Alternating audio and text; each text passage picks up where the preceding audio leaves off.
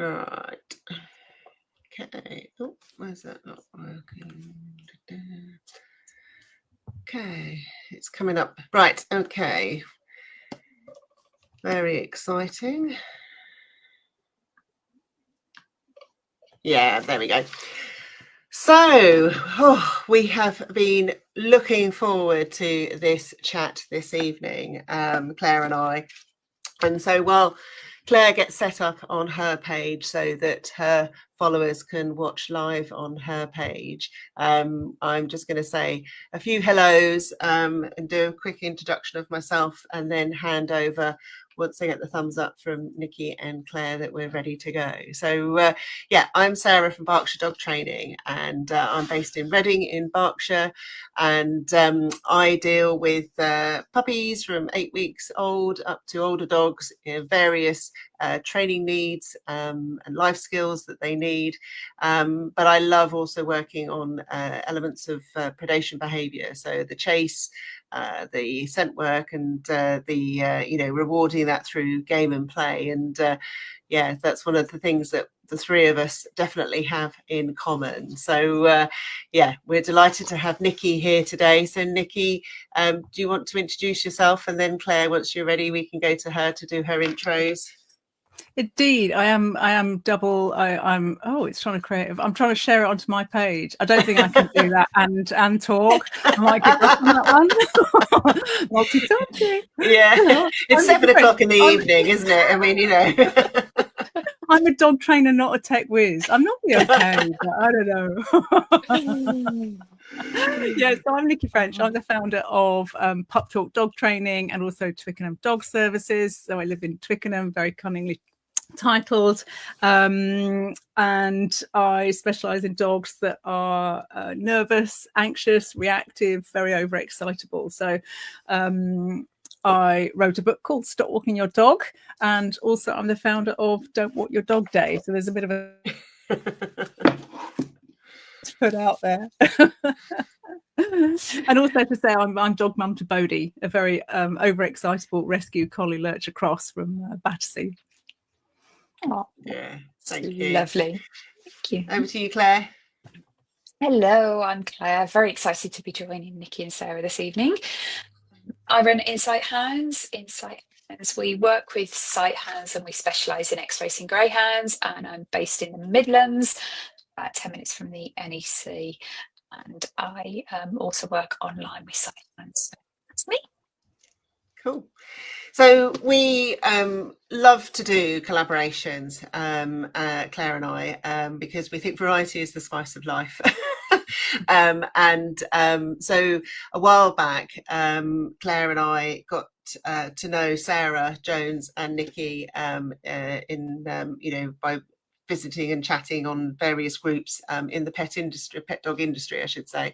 And so through those relationships, we sort of persuaded Niki, and she didn't need much persuasion, so I'm pleased to say, but to come along and really, talk about something that I know I often talk to clients about, that emotional response in walks. I know personally I've had emotional dogs, and the concept when I first had my emotional dog of not walking them was just not in the game plan. It was nothing, I worked with brilliant behaviorists, but it was all about working them through the problem rather than building that confidence up beforehand. And I think Niki's book and the journey that she's been on is absolutely fascinating. So that's why we asked and begged and pleaded for her to come and join Claire and I to talk a little bit about the journey that she's been on. And so any questions that you have, please just pop them in the chat, and we'll get to those towards the end of the live. But yeah, so Niki, tell us a little bit about yourself. So I think I'll just stick to the bit from when I started working with dogs, really, which is only 6 years ago, probably 7 years ago now. And I I had a bike accident a few years before I quit my old corporate life, and it gave me a little bit of a life reappraisal. I had some short-term memory problems, and ended up sort of wanting to have a complete change of life. That by pure chance, I ended up having a conversation with a friend who said, "Oh, I'm getting a dog, and I'm thinking about becoming a dog trainer." And that was literally my light bulb moment. I'd been searching for 2 to 3 years of thinking what else I was going to do with the rest of my life. So there was no massive strategy behind it, other than I've been animal mad my whole life. Through most of my corporate life, I had 4 cats at one point. I did become a rather mad cat lady because I couldn't have dogs. I had 2 Siamese because they were the most dog-like cats I could get. So yeah, complete change of life, and retrained, started walking dogs to get lots of experience with lots of different dogs. And I specifically sought out clients that their dogs couldn't go on pack walks or couldn't go into doggy daycare. They were nervous, they were reactive. So I was employed by various lovely clients local to me to walk their dogs. And for some of them fairly quickly, I'd said to them, "These walks are not great. Actually, would you mind if I come around and not walk your dog?" So it started really on, actually, within 6 months of sort of coming into this industry as a complete newbie. But it kind of it blossomed from there. And I mean, as much as I work with client puppies locally, I work with all sorts of dogs. My passion was very early on the dogs that were just struggling in the outside world. So that really took me down the path early on. Just as I, sort of grew and got more experience over the years, that's just become a real passion of mine. And then part of my reason for quitting my old life and getting a more dog compatible life was being able to get my own dog. So within a couple of months of starting my own business, I found our rescue dog. So we have Bodhi, who's actually spark out behind me on the floor. Don't template. And so we picked up Bodhi as a 8-month-old collie lurcher cross from Battersea in London, Battersea Cats and Dogs Home. And he'd been in and out of Battersea twice but at the age of 8 months, for nothing more than just exuberance, teenage behaviours, lots of jumping, lots of mouthing, lots of not being able to cope with the outside world in anything that looked anything other than just crazy. Like, he would be the flying the kite kind of dog on a lead, or if people walked in front of him that he couldn't get to, he'd be howling like a husky, just a pure excitement and just not knowing how to process his emotions. So he was a big part of my learning journey. So he very much took me down a certain route, and I was so ill-equipped for him at that stage. We've got to where we are despite my early training techniques, I think, rather than because of. So I could ramble on into all sorts of directions, but that's probably but it's interesting, isn't it, how dogs do take that lead for us, because I've very similar in that sense. And I think understanding more how difficult it is with those type of dogs as well just helps you really understand so much more with the clients that we work with. And then if we can't help, these collaborations are just brilliant, because we are then able to work with others and you pass and share resources in order to really build the right resources back for the client. And it's that strength that I think really empowers the three of us in a very challenging industry at times, for sure. I think if you speak to most trainers, there'll be a story. There's normally a dog behind the story, isn't there? I think that's one common thing with a lot of dog trainers. There's normally a dog at the start of or several at the start of the story. Exactly. But normally one that made a real big impact and made a difference. So, so on to stop walking your dog. It's something I'm kind of. There's still such a stigma out there around it, and I'm sure you'll agree, ladies, the number of conversations you have with clients and customers and kind of, if you go, well, don't walk your dog that day, or don't walk your dog for a few days, and look at doing this instead. There's almost like an exhale goes on with people. They're almost like, really? I'm allowed to do that? I felt like I was letting them down. And I fully understand that. When I first adopted my dogs, I was told like 2 20-minute walks a day. And I genuinely thought if I hadn't marched them around a 20-minute block, I was like letting them down, and I was being an awful dog mom. And it's amazing how much more you can do with different types of walks, or not walking them at all. But there still seems to be out there. It's almost ingrained in people that we have to do these 2 walks a day. And if we don't, we're a really bad pet parent, pet guardian. Obviously, Niki, your awareness day is making a huge impact on that, and your book. So was there any particular dogs was it Bodhi that really was the starting point behind that, or were you seeing it from lots of other dogs, or what made you go, we need a whole day for this? He was part of the story, but I think that the book really came about. I very sensibly started up the business 9 months before we went into lockdown, which was really good timing for a fledgling business. But hey, I didn't predict it. No.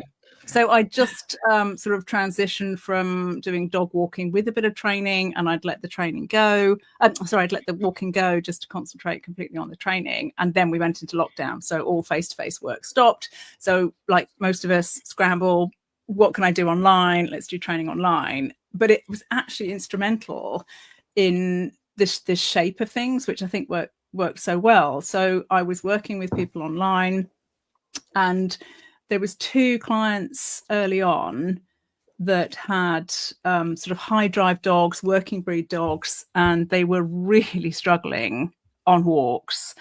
And it was during the Zoom training that it was the second time I said the words, you need to stop walking your dog. Like every walk was, excuse me, was complete meltdown for the dog. One dog was so noise sensitive. She's a little case study in the first book. And, if she heard any random noise, lorry in the distance, a bird scare her, anything like that, she would just pancake to the floor. She'd pull frantically. She'd pulled her owner over, and she wasn't a big collie, but, she was so noise fearful. They just couldn't avoid everything. It's not, okay, there's no easy kind of reactivity, but if it's dog reactive, well, yes, you go at 4 a.m, don't you, and you go to a quiet place, but there's just random noises, you just can't avoid it. So every walk she was having an absolute nightmare. So I just said, you need to stop walking your dog. And I said it for the second time, and I kind of went, oh, hang on a minute, I knew I wanted to write a book about dog training, I just didn't know what. And then that was it. So I started writing really quickly, and sort of in 9 months it was sort of written and designed and edited and published. So it just kind of, the book kind of fell out of me with what I was doing with my clients. So it was sort of an accidental specialism, if you like. But then I wrote the book because I wanted to write a book. I didn't really think beyond maybe 100 people that I knew and my mum buying 5 copies. I didn't think there would be that many copies sold, but like really quickly the sales just way exceeded any of my expectations. And I was getting emails back from people, and it comes back to what you said a few minutes ago about that exhale, that, oh God, this is me. Like people would say, oh my God, the first chapter, you wrote it for me. This is me. Thank you for giving me permission not to walk my dog when it doesn't feel right. And there's I'll take a slight tangent into the Don't Walk Your Dog Day. In that the first year it happened, it went viral, and there was an article on the Mirror Online. So it did a really good job of talking about what Don't Walk Your Dog Day is about, which is not saying no one should walk their dog ever, which the book is also not saying you should not walk your dog just have a dog, but never walk. There are lots of other things that you can do, and don't just think, oh, well, I've walked my dog 2 to 3 times a day, that's it, that's all needs met, don't need to do anything else. But the article obviously had a very clickbaity headline, so there was lots of keyboard warriors. I think there was 80 or 90 comments comments went below this article fairly quickly of going, who does this snowflake think she is? And I'm like, I'm 50. Yes. But they hadn't read the article at all. They just read the strap line about dog trainer says don't walk your dog, you know.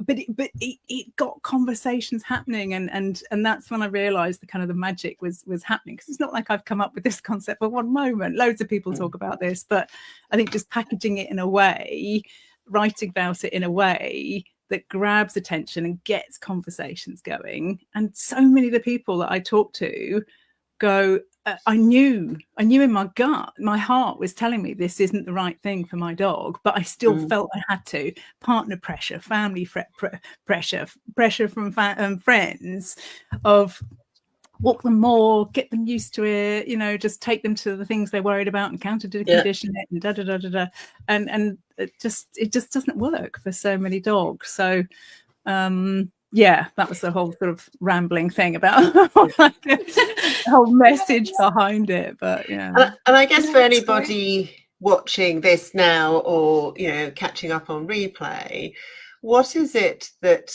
then not walking the dogs helps them with, you know, to help people understand that concept of, you know, stopping, you know, for, you know, people here? Yeah. Well, I think a big thing, I mean, I talk about the bucket analogy, or if we're talking about ACE-free work, we talk about the number of candles lit. It's if your dog is constantly being exposed to things that they really don't have the skills to cope with, their nervous system is constantly, the bucket is full up to here, their nervous system is constantly jangling. All those stress hormones are always, you know, just flooding around their body, and they just don't get a chance to go and cope with stuff. So the reactions just become inevitable because they've had a stressful walk in the morning, and then they go out in the evening, or they've had a, you know, stressful day, and then the following 2 days is also hard for them. So it gives their nervous system a chance to relax and reset, and it gives the human a chance to just go, whoa.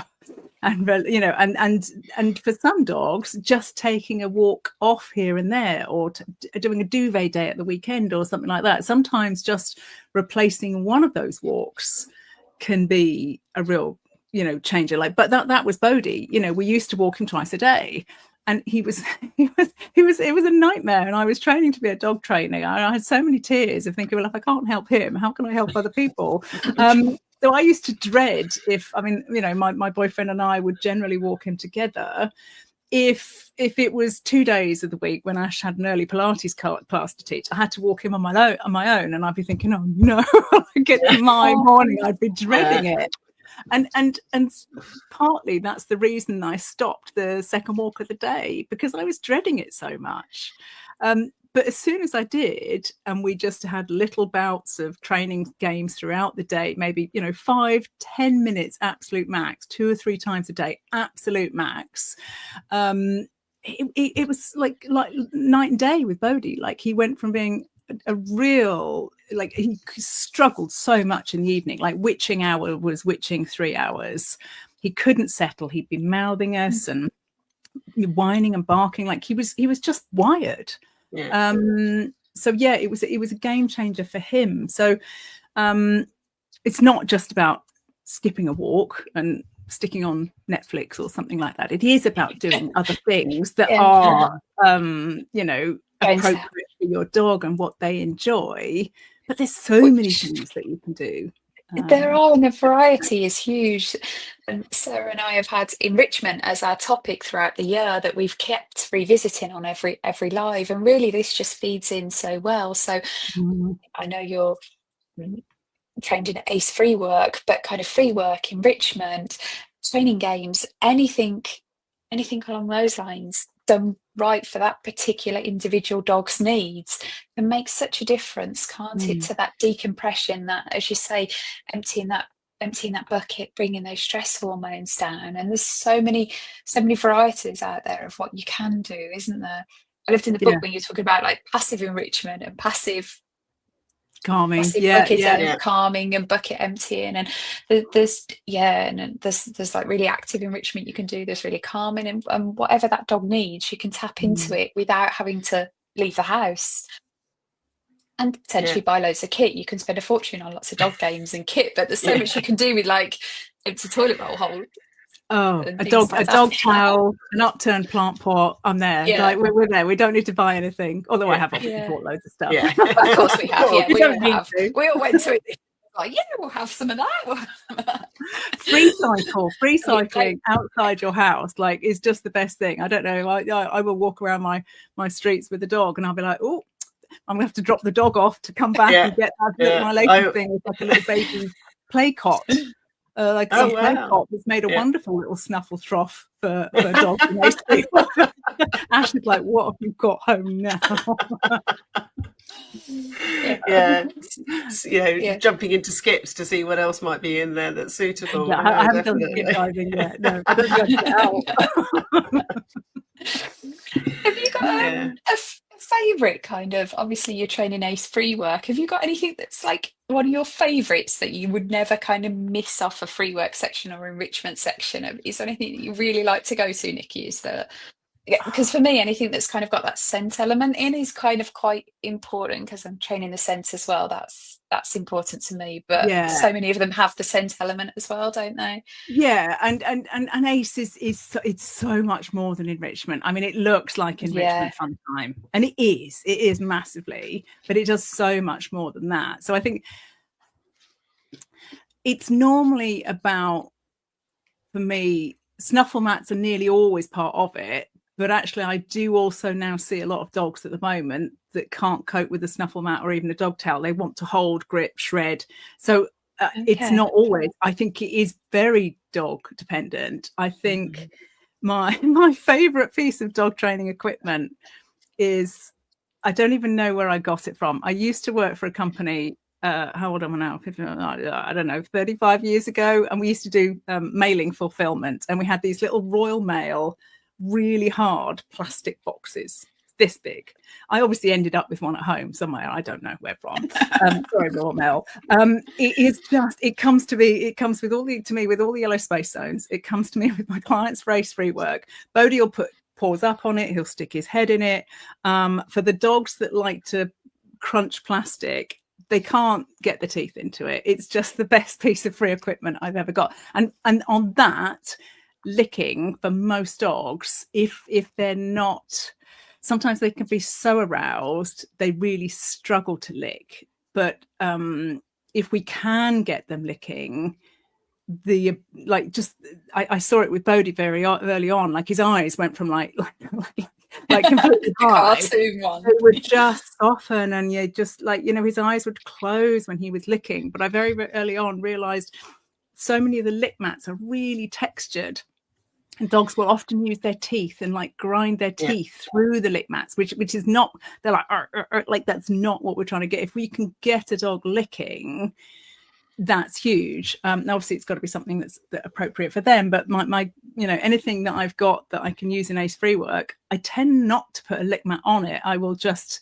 slap the yogurt, the primula, the peanut, the peanut butter, the dog pate or whatever. I'll put it straight onto the object if we can, so that the dog can just lick it without them A, getting frustrated, or B, wanting to pick it off and run around with it and toss it. So I think probably if it was one thing, I might go licking.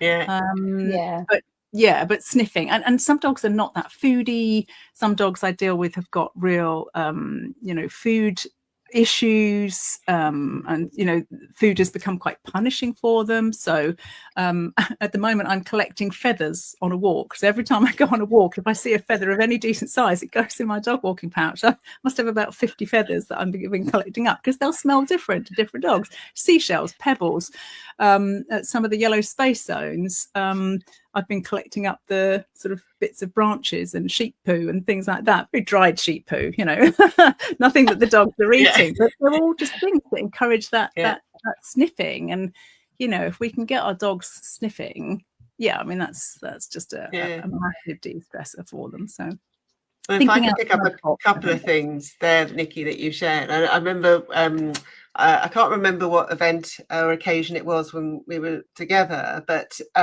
you talked about actually just turning the lick mat upside down, because you don't then get the crunchy side of it, but just flipping it over just is a whole different experience. So we, you know, and I was like, well, actually I had never even thought of just turning it upside down just to try and promote that, you know, stimulus of licking in that regard. And you know, now I know you need to collect feathers. Where I live on the river, obviously we're surrounded by swans and geese and ducks, so yeah, just careful what you wish for, because you might now suddenly have through the parcel some spare feathers, because there's always loads around here and plenty of goose poo, but I think we'll leave that one behind.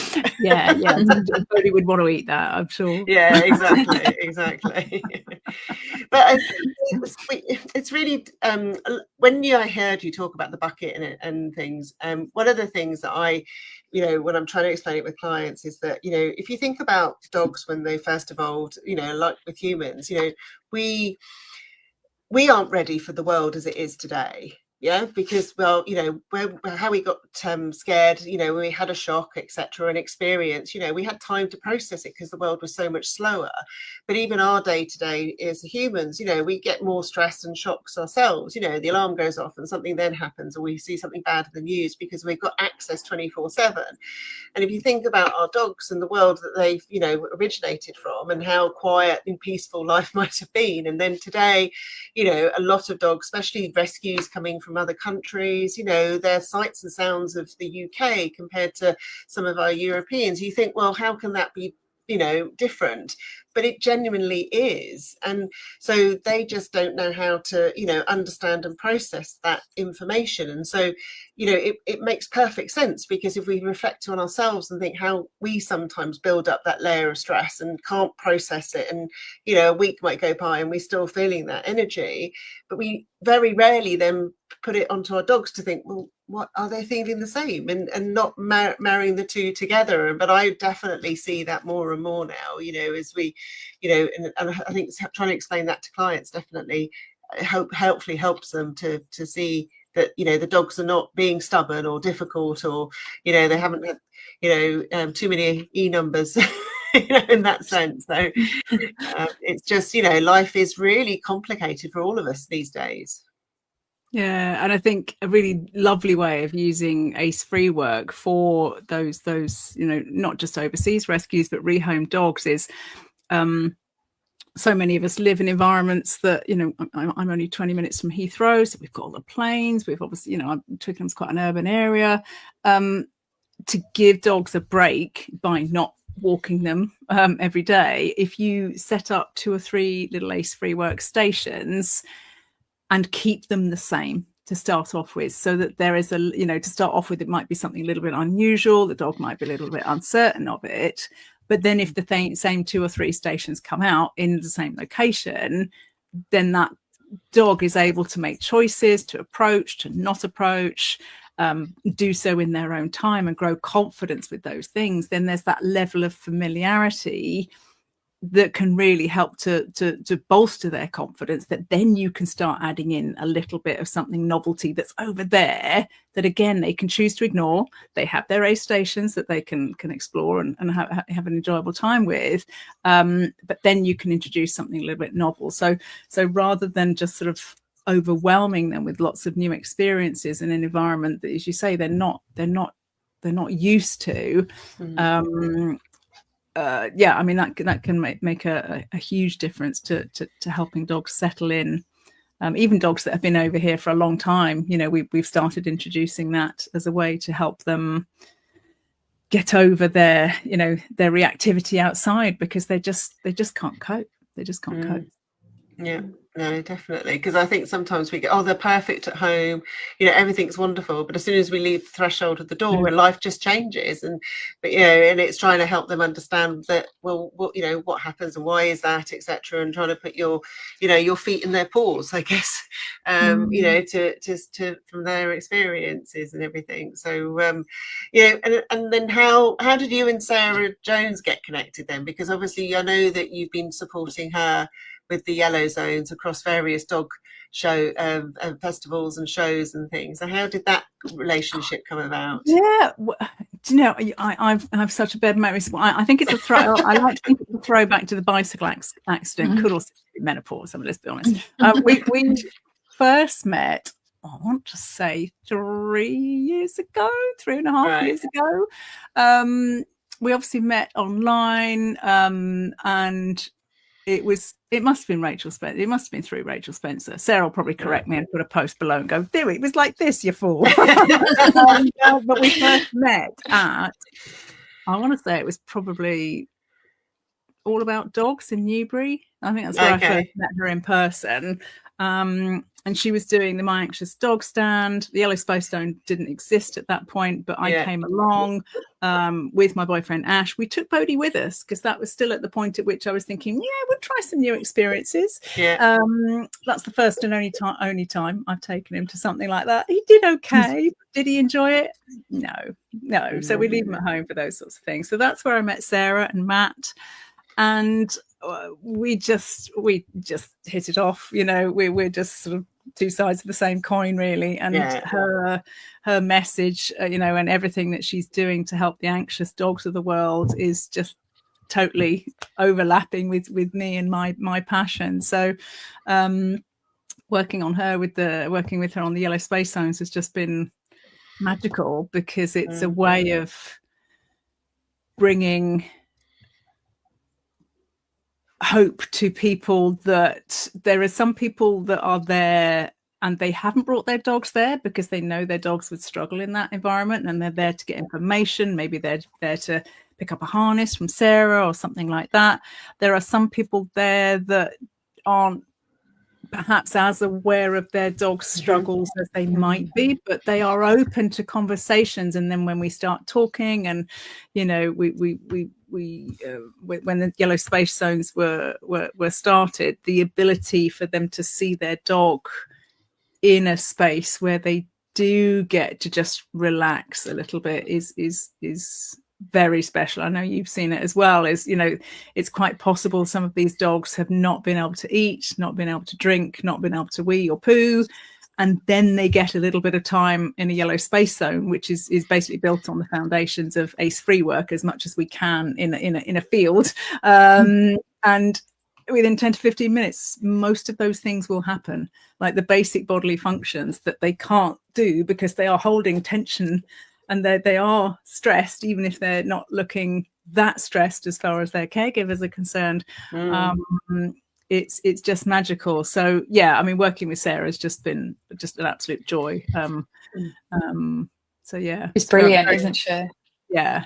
You saying about that, I ran my first one on Sunday last week, and it was fantastic. And I also had another trainer on the stand, and he's brilliant. And we both just go, this is fascinating.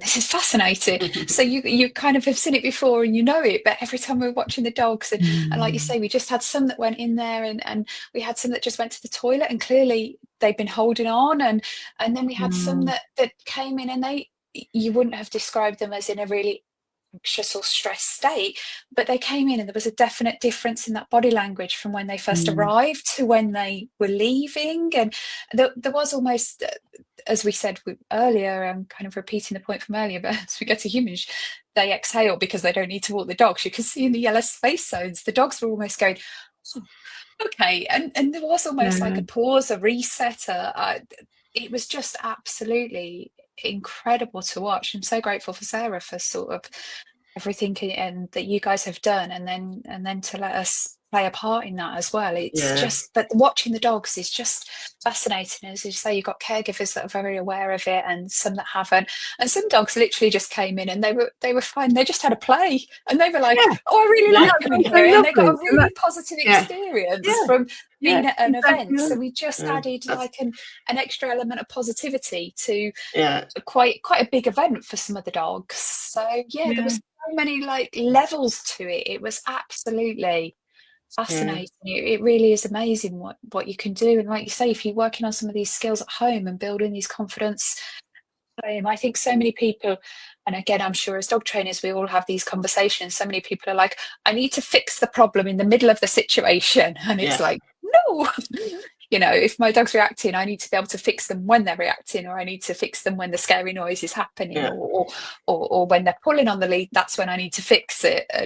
And there's so many things around working for the situation, which again the book repeats and mentions so frequently, but in such a positive way and such a positive message. And strategies to do that. It's all just linked beautifully. Yeah. I think like inherently the dogs, it sounds like a daft thing to say, but the dogs inherently know how to be a dog, but we often don't give them a chance to be a dog, or like they can only, Sarah Fisher will say, dogs can only make choices from the choices that we make available to them.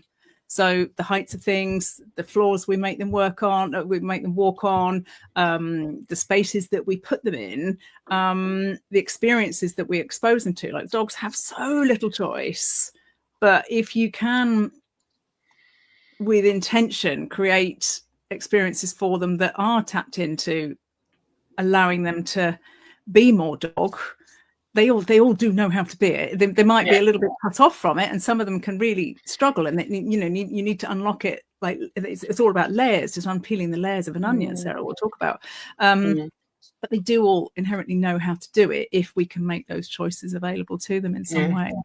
Yeah, and they don't get up at 7 o'clock in the morning after a cup of coffee and go, right, let's go around the block.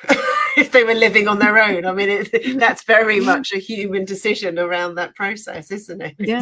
Yeah, absolutely. In that sense. And well, we've got a couple of comments in the chat, and one just saying really appreciate the time that we're taking to bring this live to the wonderful audience here that's watching currently and on replay. But Jenny's also was saying that she might have had a greedy one coming along to one of the yellow spaces recently. If anyone saw my photos with the dog with a head in the cone. At the end of each day when we're doing the yellow space zones, we always look for, I'm going to stereotype terribly, but we normally do look for one of the stall holders that has a Labrador. Not every Labrador is foodie, but more are Labrador than not. We will look for the Labrador to do the clean sweep and to do the pre-wash of all the lick mats and all the snuffle mats, so that we can put them away slightly cleaner. She was having a lot of fun in there. So, and Steph's commented as well. I've just seen it come up that Shadow can need some extra support at times. He can sometimes find the world a little bit overwhelming, but he was loving it in there. He really was. It was kind of really good for him. He did ever so well. Yeah, well, I'm looking forward to doing my first one in September with my local vets that I partner with, because I had one planned in May, but unfortunately the weather was typical early summer, was the one day that was pouring with rain, so they cancelled it. But we're all ready with, and what's been great since the Edition dog show, we've partnered with the people that have provided with Sarah some of the elements of the for the yellow zone. So we've got in touch with them, and we bought and got some of the equipment as well. So there's going to be a lot of synergies from that perspective. And both Claire and I have got our yellow fencing already, etc. Yep, so we're all yellowed up. We're all sorted. And I was talking to the vets when I was with Poppy earlier this week, yesterday, wasn't it? And they're super excited by doing something like that bringing that awareness. So can't wait to share your what you and Sarah do, and to broaden that awareness and knowledge, because it's definitely getting more popular with the hard work that both of you are doing. So proud to be an ambassador of the yellow, My Anxious Dogs, and Claire and I, aren't we? Millie's just sorry, we are, Sarah, definitely. I've just noticed comments come up. So Millie, Nikki's got a question. Start again. Millie's got a question that I think is directed towards yourself. Saying thank you for everything today. And do you have any advice for a reactive dog that sometimes needs to skip walks, but is very routine based, so struggles when a walk is skipped? And that's so common with Millie and the dog. The ex-racing greyhounds have been so routine based that sometimes if we take a routine away from them completely, they can find that really stressful. But equally, if they're not getting their routine, they can find that stressful. It's a really kind of fine line. Yeah, no, I do hear that. And the way that I would ease them into it gently is, rather than skip a walk, think about whatever is the normal walk, if there is a normal walk, the length of it, or at the time of day. Say it's a 20-minute walk with a quick blast, somewhere off lead or something like that. Could you shorten that walk by 5-10 minutes? Could you do a little bit of ACE-free work before you go out? Could you do a little bit of ACE-free work when you come back? So you can kind of adjust part of it. You shorten it up a little bit and you do something else, either before or after. And then you can adjust things slowly. And with the ACE-free work, like a nervous overseas rescue, just have a couple of stations that they become used to. That becomes that regular. I like dogs to become more flexible, but that's not right for all dogs, and sometimes they really do need that. I need to know exactly what I'm doing and when, so you need to kind of shape that, not in a shaping sense, gradually. but move that in baby steps. So maybe just shave 5 minutes off the walk, maybe do a little something beforehand or do a little something afterwards, and play about with it a little bit. That would be where I would start. Because one of the big things for them is, again, put the harness, put the lead on, and that sort of stuff. So you can put the harness lead on, go out into the garden, and even do it with them ready to go. Yeah. You're essentially going to put them into a slightly calmer state, then go out and then do a bit more when you come back. But they've still got that kind of routine of, I've got my harness on, so that's what I'm. Yeah. And also, if there's massive arousal with the harness coming on and you getting your dog walking shoes on, I mean, that's an ideal time to then do something slightly different before you go out, because that's when I find the pulling's worse, the reactivity's worse, because they're already they're ready, they're primed and ready to just go off at any time. So as much as I would normally say ACE-free work, try, if it's safe, do it where the dog can be naked, like no lead, no collar, no harness. We just want them to move freely. We want them to have the most maximum benefit that they can get physically and therefore mentally by moving their body without being hampered, and also so that we can video it and we can really see what their body is doing. So there's so many layers to ACE, but if you need to, putting the equipment on and then doing a little bit of ACE, or just a snuffle mat, lick mat, something like that, just something in the enrichment sphere with the equipment on, can kind of change their headspace a little bit. Or even just going out of the front door, can you put one of your little stations from ACE-free work just outside the front door, so that as soon as they're out, they go straight onto the snuffle mat, a few treats. So you can even just take that a little bit further out of the front door, which is often a massive threshold of arousal or changing out. That's great. Definitely. Fantastic question. Thank you, Millie. Yes, and we have another question that's come in, Sarah, I think. My dog reacts to wheels on scooters, bikes and pushchairs, and flying birds on walks. Would sniffing activity help to calm the dog prior to the walk? Yeah, I would say so, definitely. I mean, it sounds like it's a very movement thing, so maybe a predation question for you, Sarah. But definitely, I was going to say that'd be interesting to know what breed. Is always going to help. Licking is always going to help as well. If your dog struggles with licking, I mean, Sarah's lovely squeezy rewards on the pulleys. For sometimes the sniffing can be quite difficult for them. They can't find. I teach a scatter and point. Oh, here's a piece of food. Here it's going down. Watch my finger. Oh, here it is. So it's not scatter feed, find the food, because often they're so heightened they can't. But if that sort of scatter and point, they can't find their nose at all, sometimes licking can sort of help them get that arousal levels down. Well, I mean, interesting on that point. One of the things that I do from a predation perspective with the dog that really gets very fixated on what they're seeing, actually teaching them how to lick at home. Where there's no distractions, against that same principle, teaching them to do the behavior that they in a safe environment and actually put, even putting it on cue if you need to. But ideally, you just want to let them lick and be familiar with it, and then build up to the, the areas where they might find it. So, because then it becomes a more natural reflex, doesn't it, to the situation that they're in. But yeah, no, I use licking and the squeezy tubes a lot.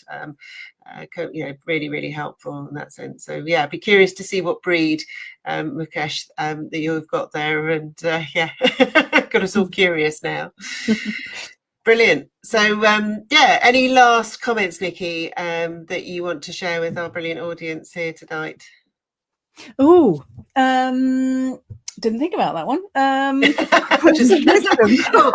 just proves this at the end. Yeah, I mean, it is a chat, and it just proves that it is a real chat, and we're not, we don't plan too much around this at all. We do have a little bit of a, conversation, but yeah, it is very much off the cuff about, I mean, I'm sure we look very professional in all our capacity of these videos, don't we? Oh, I don't know. I've got bloopers I'm storing up for you somewhere on there.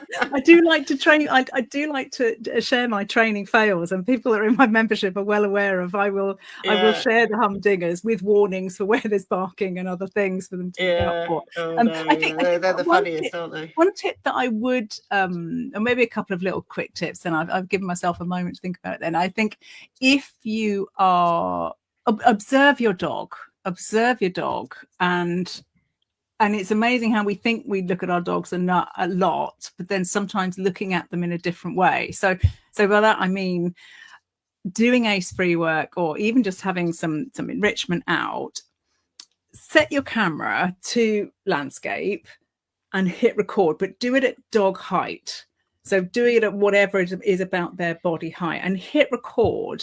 So I don't mean hold it, because the dog will be like, what are you doing? Where's the treats? And so on and things like that. Like just prop it up and hit record as your dog is licking or snuffling and moving around, because it can be incredibly useful to watch them back. Some people have incredible powers of observation, and naturally I'm not one of them. So in the moment I can struggle to see stuff, but if I've got it on, I can play it back. I can go backwards and forwards and backwards and forwards, and I can go, oh, that's kind of interesting, or that I can see that height's really nice, or look at how they kind of avoided that texture. Like, it gives you so much more information. And that's part of the animal-centered education of ACE. It's education for the dog, but it's also education for us. So by videoing it, you can play it back and play it back. So all the bits that unless your powers of observation are like Sarah Fisher, and there's not many people in the world that have that kind of like that vision, you can kind of cheat by using your phone. And also, if there is anything that you ever need to show a vet, a physio, anything like that, anything to do with your dog, and you just have if you did it here and then you do it in 6 months' time or a year's time, that in itself can give you really good information as to how your dog is, like physically how they are, but yeah, how to tailor things for themselves. Such a good tip. And just with Izzy lately, Izzy had something going on, and I was like, I know there's something not right with her. She's off, and her coat wasn't right, which is a Sarah Fisher. And I filmed it, and she went to the vets and just shut down at the vets, so that it was really hard to see anything. But then I talked to the vets and got a physio involved, and because of the videos, we were able to get a physio, and then we're working on it now, and there was issues, but because I had that video. Yeah. So just to kind of, your great tip there, just to kind of, that's exactly what happened with Izzy, and it made such a difference. Whereas it would have been, there's nothing obviously wrong with her, but knowing her, I knew there was, and it was by being able to film it, we could make a difference in that. So great tip. Yeah, well, thank you. And for those, a Cavapuchon is the breed. So brilliant. Well, look, fantastic to catch up with you guys. Thank you to everyone that's joined us and the great questions. We'll keep an eye on the feed too, so if any questions come up, we'll pass them on to Niki if she doesn't spot them.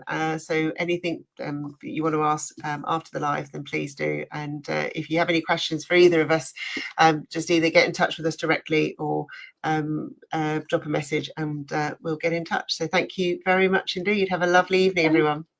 Thanks for having me. Thanks, Sarah. Thank you, everybody. Bye.